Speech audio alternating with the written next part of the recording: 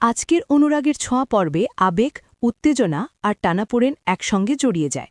দেখা যায় সুদীপা সেই প্রফেসরকে নিয়ে বাড়ি ফিরে আসে, যা দেখে সঞ্চারী ক্ষোভে বলে ওঠে, একদিনের পরিচয়ে এত ঘনিষ্ঠতা কি ঠিক?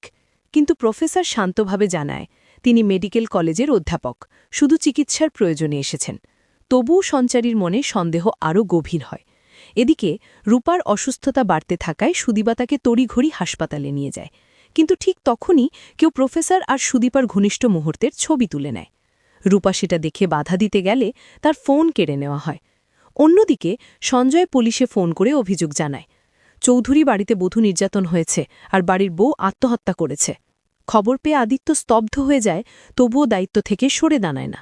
সে নিজেই পুলিশ টিম নিয়ে চৌধুরী বাড়ির দিকে ছুটে যায়। হাসপাতালে তখন পরিস্থিতি ভয়ানক। ডাক্তারেরা জানায় রোগী ভুলবশত ঘুমের ওষুধ খেয়েছে, কিন্তু এখনও বিপদ কেটে যায়নি। চারদিকে আতঙ্ক আর কান্নার সুর। এরই মধ্যে পুলিশ এসে সুদীপাকে জেরাশুনো করে। বাড়িতে কে ছিল? কোনো ঝগড়া হয়েছিল কি? সুদীপা প্রথমে কিছু না বললেও লেডি অফিসার বোঝায়, ভয় পাবেন না, সত্যিটা বলুন। ঠিক তখনই আদিত্য ঘটনাস্থলে পৌঁছে দেখে রিপোর্টে চৌধুরী পরিবারের নাম জড়িয়ে গেছে। সে হতভম্ব হয়ে যায়, কারণ অভিযুক্তদের মধ্যে রয়েছে তার নিজের বাবার নামও। আদিত্যর বাবা রেগে গিয়ে অফিসারকে ধমক দিলে অফিসার গম্ভীর স্বরে বলে, আপনি জানেন কার বিরুদ্ধে অভিযোগ এসেছে? আদিত্য শান্তভাবে বলে, আমি একজন অফিসার, ডিউটি ফার্স্ট, আপনারা যা কর্তব্য তাই করুন। এদিকে হাসপাতালে পরমার মা বাবা কান্নায় ভেঙে পড়েন।